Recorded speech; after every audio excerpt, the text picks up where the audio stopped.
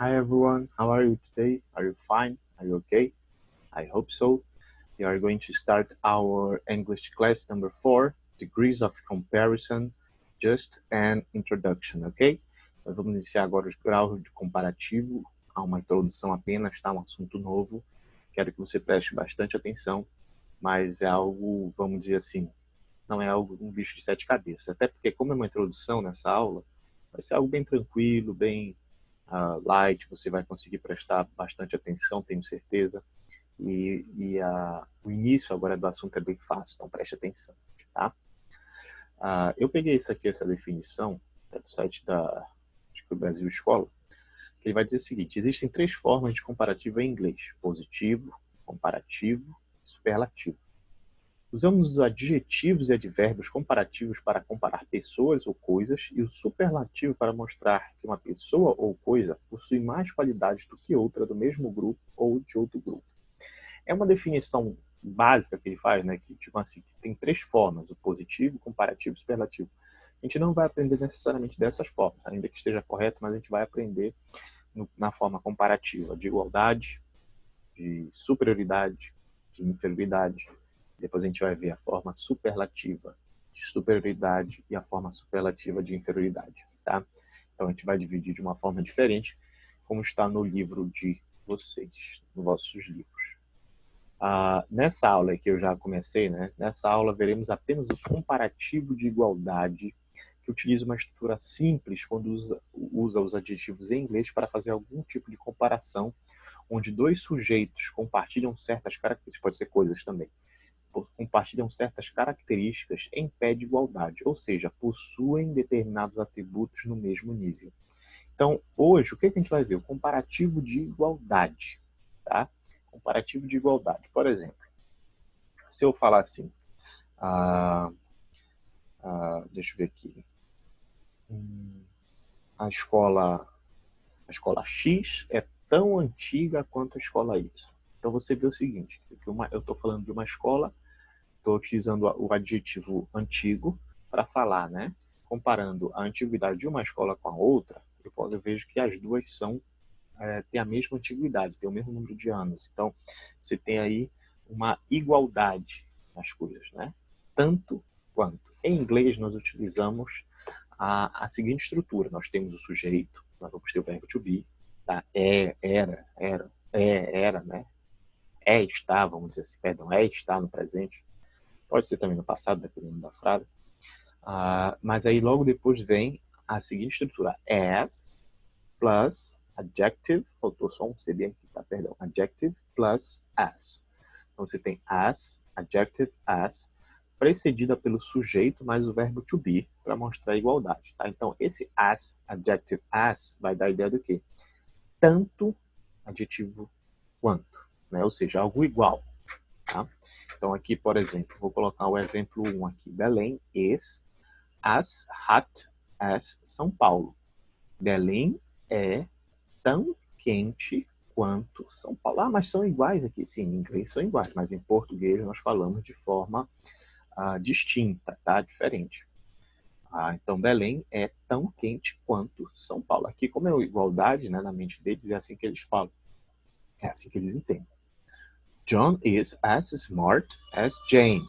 John é tão esperto quanto James. Então você vê que, por exemplo, no exemplo 1 aqui, Belém é tão quente quanto São Paulo. Claro que não. Na verdade não é essa, né? Mas isso aqui é só um exemplo. Tá? Belém é mais quente. A gente vai aprender isso no comparativo de superioridade, tá? Na próxima aula. Belém é, aqui nesse caso, né? Se fossem iguais, né? Aqui está o adjetivo, hot, tá? Aqui está a forma do comparativo, as, adjective as, tá? Então, tão quente quanto, e aqui está o sujeito, tá? E aqui é o comparativo, né? São dois sujeitos, vamos dizer assim, dois objetos aqui nesse caso, tá? Que são iguais, né? Que estão no mesmo nível, estão em pé de igualdade. Exemplo 2. John is as smart as James. John é tão esperto quanto James. Então você vê aqui também, tá, que ambos possuem, vamos dizer assim, a mesma esperteza, a mesma capacidade de vamos dizer assim, discernir talvez alguma coisa. Ambos são espertos, ambos são vivos, né?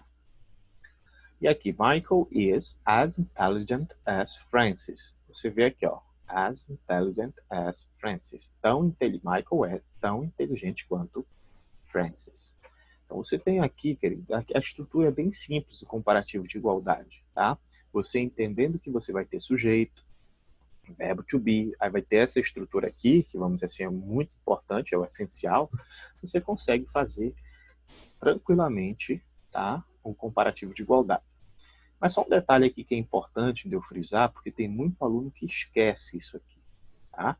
Muito aluno esquece do verbo to be quando flexiona, no qualquer tipo de comparativo, por exemplo, de igualdade, de superioridade. Tem muito aluno que esquece o verbo to be, mas nesses casos aqui que nós estamos vendo, que é o que você está estudando, o verbo to be é fundamental. Tá? Então tem muito aluno que erra isso na prova, então preste atenção. Se você for flexionar no comparativo de igualdade, de superioridade, que nós vamos ver depois, o verbo to be ele tem que aparecer. Você não pode cortar o verbo to be e ficar tipo assim, Belém as hot as São Paulo. É inteligível. Se você responder assim, você não vai perder todos os pontos. Mas olha só, não está completa a frase. Né? Fica algo como se fosse nós vai, nós foi, nós fumo. Né? Não tem uma... Não é algo bonito de se falar. Você está falando errado. Né? Você tem que utilizar o verbo to be. Tá? Poderia ser no plural também. Enfim, mas aqui o importante é você saber que tem que ter o sujeito, verbo to be, por isso que eu coloquei aqui, ó, precedida, né? Essa estrutura aqui, as, adjective, as, ela tem que preceder, ela é precedida pelo sujeito e o verbo to be, que é para justamente você não errar, tá? Ainda que muitos alunos acabem errando isso aqui, você não deve errar, tá? Então preste muita atenção, tome muito cuidado com isso. Então você vê que essa aula de hoje foi apenas uma introdução a esse assunto, tá bom? Nós vamos ver também o comparativo de superioridade, só que o comparativo de superioridade tem duas formas.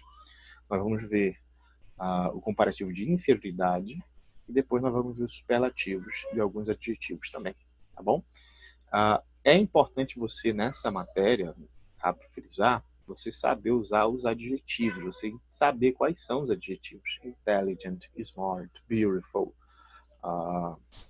tall, características, né? Ugly, beautiful, tall, short, big, small, intelligent, hot, cold. Todos esses adjetivos aí que a gente aprende, você tinha que aprender tecnicamente no quinto ano, não sei se você prestou atenção nas aulas, mas eu espero que sim, afinal você já está no oitavo ano, então você vai ter que pelo menos relembrar isso aqui. E você tem visto, né, desde o sexto ano, alguns adjetivos, então você tem que memorizar e memorizar essa estrutura. É um assunto que começa bem mais tranquilo, fica um pouquinho difícil depois, porque nós vamos ter que aprender os adjetivos longos ou curtos, mas por hoje, a forma longa e curta dos adjetivos, né? Por exemplo, aqui é um adjetivo curto. Como é que eu sei que é adjetivo curto? Aqui é um adjetivo longo, aqui é um adjetivo curto também. Isso a gente vai ver na próxima aula, ok? Isso aqui foi apenas um exemplo, acho que não tem mais. Tá, just this. Keep calm, calm down, vá com calma, vá com tranquilidade. And see you next class, ok? Vejo você na próxima aula. Thank you very much for your attention and bye bye.